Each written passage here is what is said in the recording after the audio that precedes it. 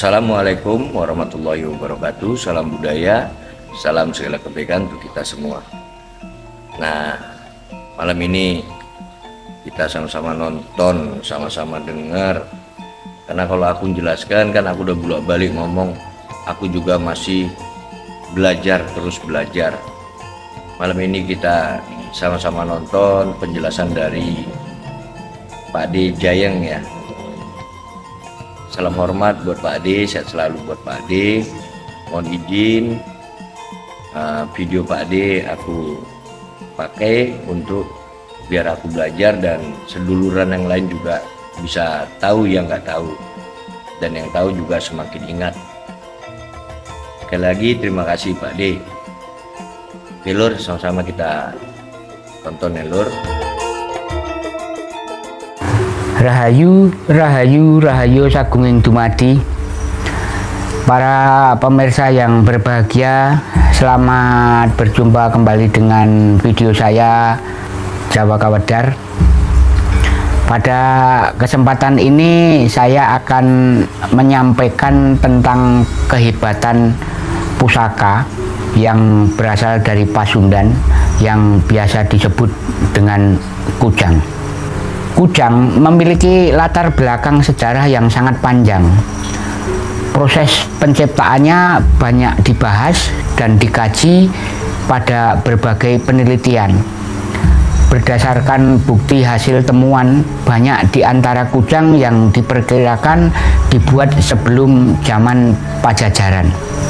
Bahkan ada peneliti kujang yang menyatakan bahwa kujang telah ada sejak zaman Tarumanegara.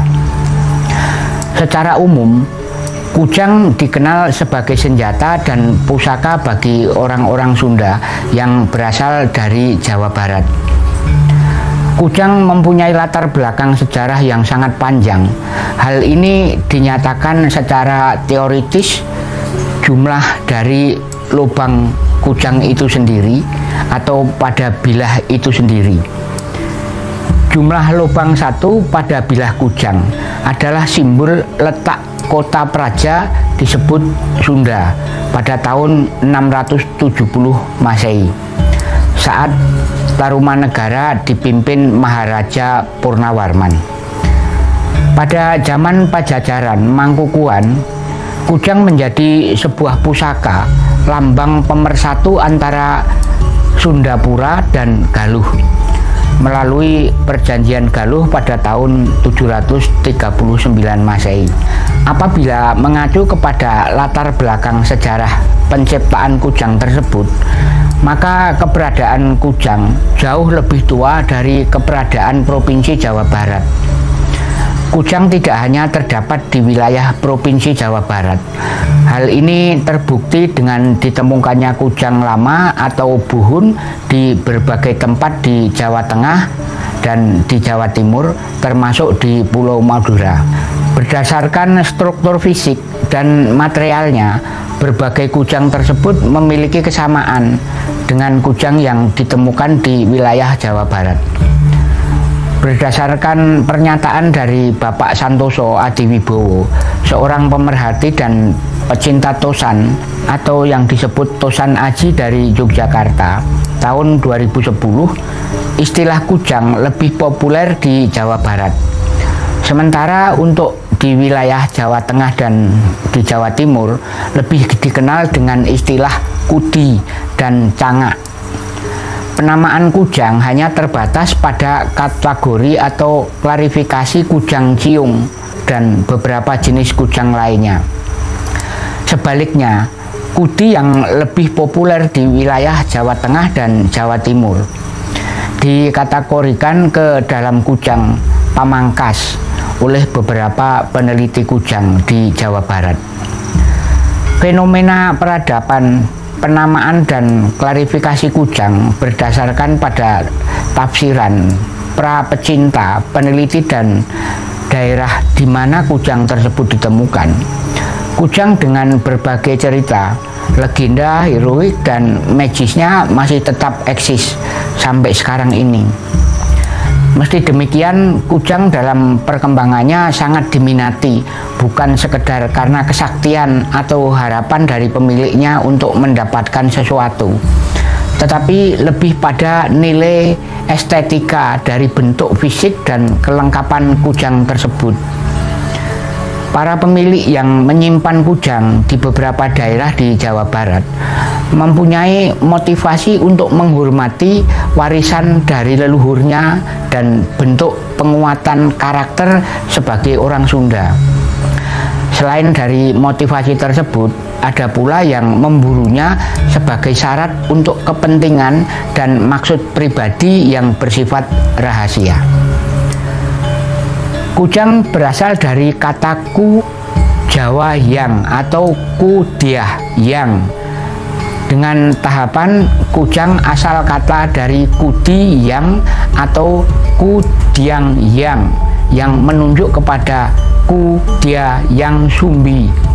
Pernyataan tersebut sebagai wujud dari dimulainya sistem ketatanegaraan di wilayah Nusa Kendeng atau Dwipantara, nama Pulau Jawa saat itu. Salah satu nilai kujang terletak pada tingkat kelengkapannya. Berdasarkan fakta, dilengkapi banyak dari artefak kujang yang sudah dikoleksi di luar negeri. Bahkan di Museum Kota Delphi, Belanda, memiliki koleksi kujang lebih dari 150 bilah dengan berbagai macam varian atau bentuk, termasuk kujang yang sangat langka.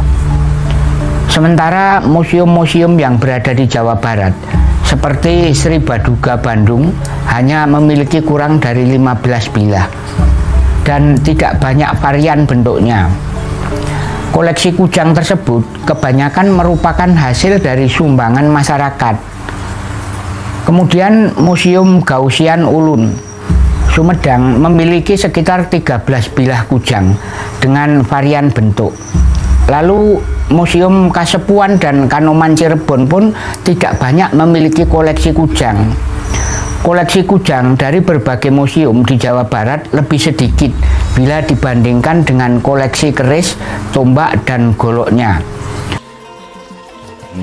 Lur, lebih banyak malah di Belanda, di museum Belanda itu kujangnya itu lebih banyak dibanding di tempat kita sendiri, Lur. Agak aneh sih, Lur, ya.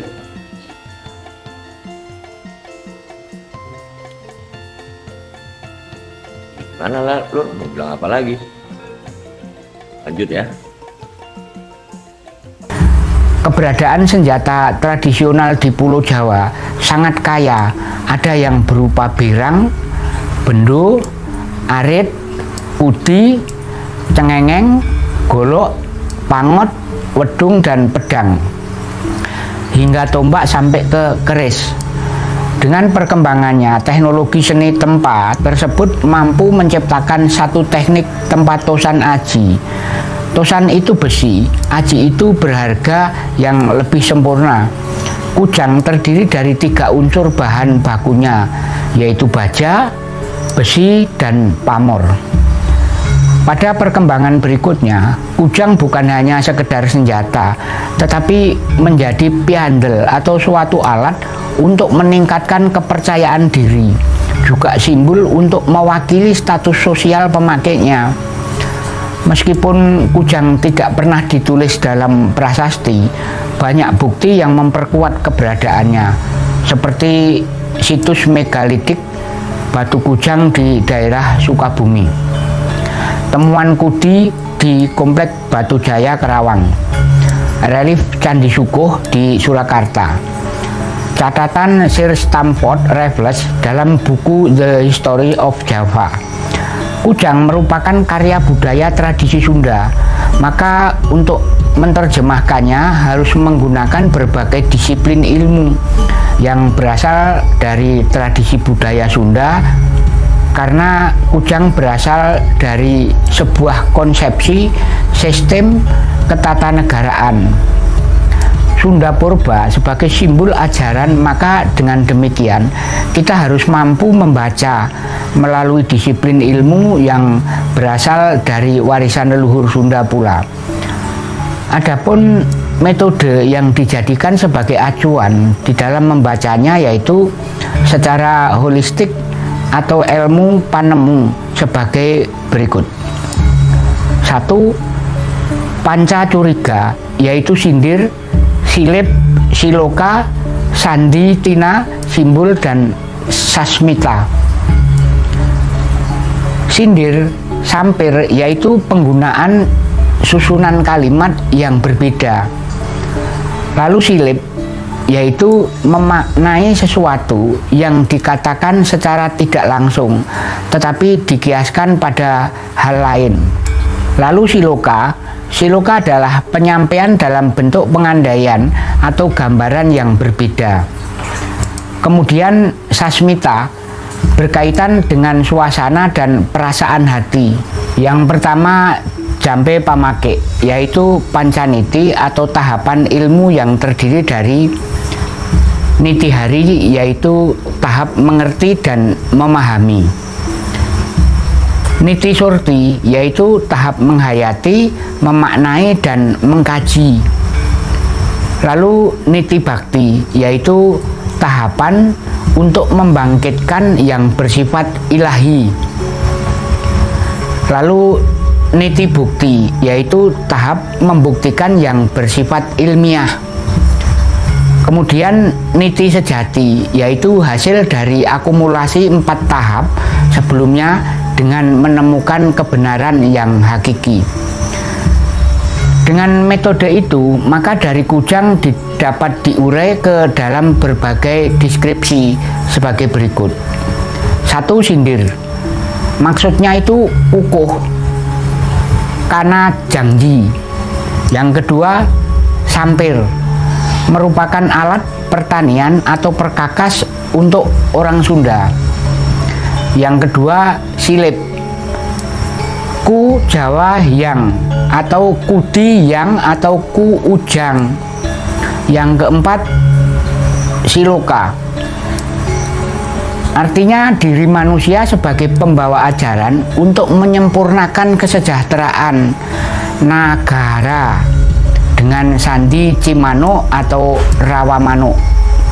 5. Sandi dari simbol manuk sebagai lambang kedaulatan sebuah negara yang disimbolkan dalam bentuk burung sebagai latar belakang atau alasan perupaan saja.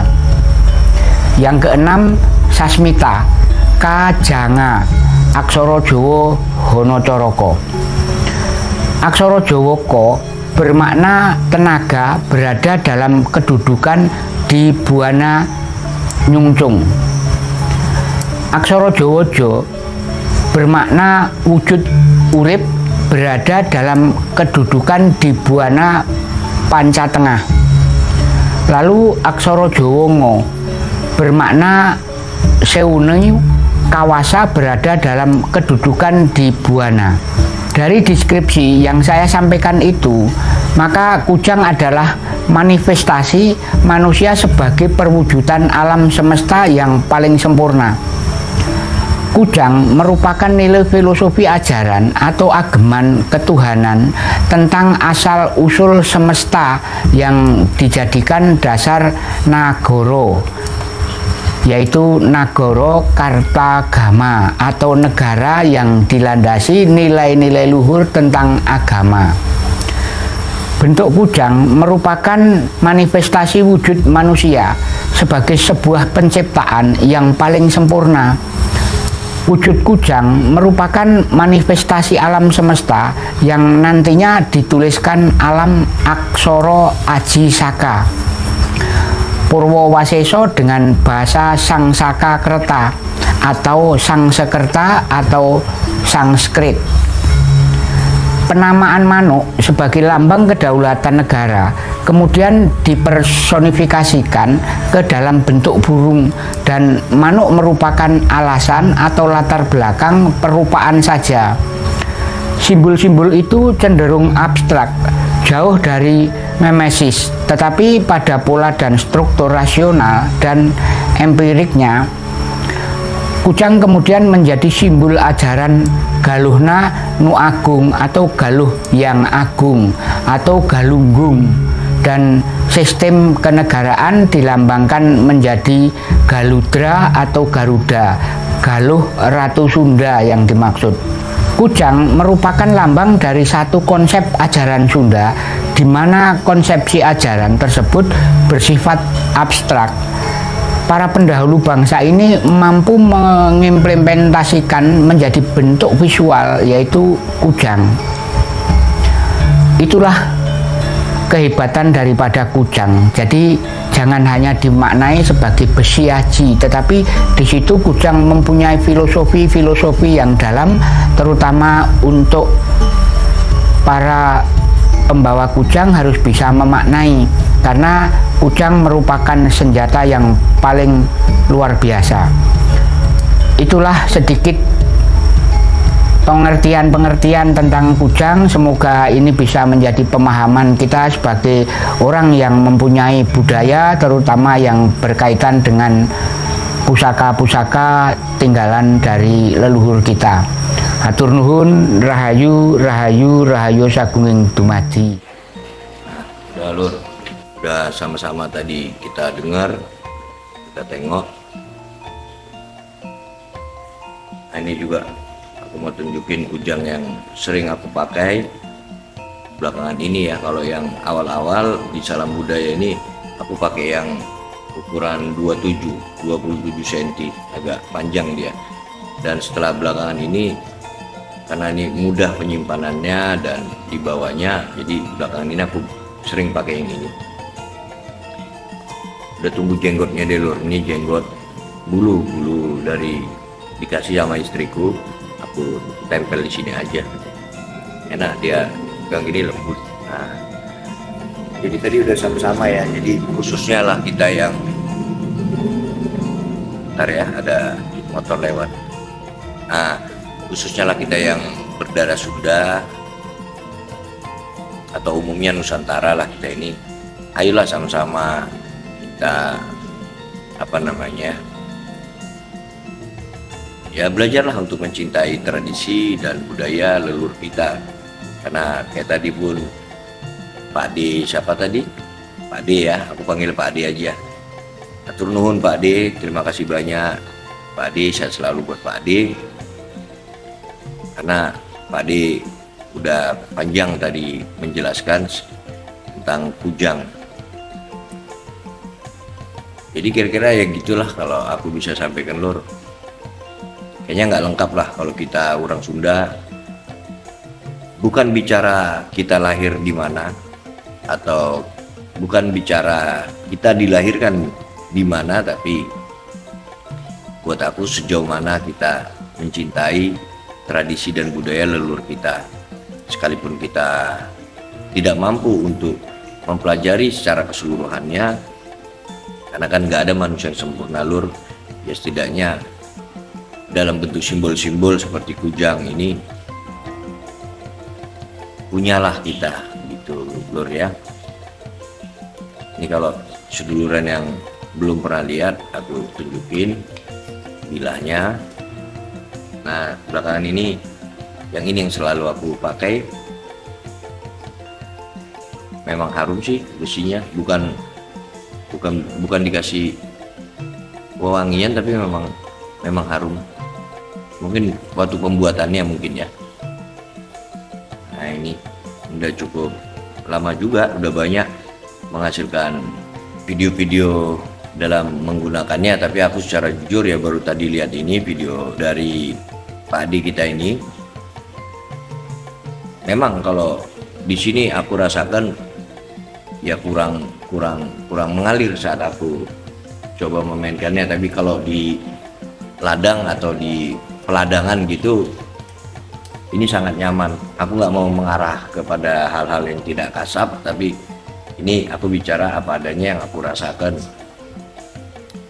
Ya aku nggak tahu ini kujang, taunya ini kujang ciung, cuman jatuh ke dia senjata atau untuk alat pertanian aku juga nggak tahu. Tapi pastinya alhamdulillah Tuhan kasih rezeki, aku udah siapin atau aku udah buatkan untuk 6 putraku atau 6 anakku, 1 istriku, udah aku buatkan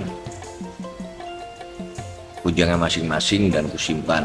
Nanti aku tampilkan cuplikan-cuplikannya ya lur ya. Ini kujang ciung mata 5 mini kecil, tapi sangat nyaman kalau dipakai. Kalau untuk pertanian aku belum pernah sih untuk potong apa gitu, penggunaannya yang aku masih terus mempelajari. Sampai saat ini masih dalam tarian atau gerakan silatnya, nanti aku tampilin lur ya. Pokoknya itu aja lur video menjelang pagi hari ini. Semoga dengan video-video ini menumbuhkan semangat kita lagi untuk melestarikan tradisi dan budaya leluhur kita. Sekali lagi dan gak bosan-bosannya aku tetap ucapkan terima kasih buat seluruh seduluranku yang telah mendukung dan mensupport channel Salam Budaya ini, dan aku terus berharap dari dukungan seduluranku semua biar channel ini terus berkembang. Jadi jika ada salah dan kata baik pun tingkah dalam video ini dari aku mohon maaf yang sebesar-besarnya. Gak ada niatan untuk sengaja berkurang ajar atau ya berlaku salah. Aku berusaha untuk tetap yang memberikan yang terbaik buat seduluranku semua. Mungkin itu aja. Akhir kata dari aku, billahi taufiq wal hidayah. Assalamualaikum warahmatullahi wabarakatuh. Salam budaya, salam segala kebaikan untuk kita semua. Amin.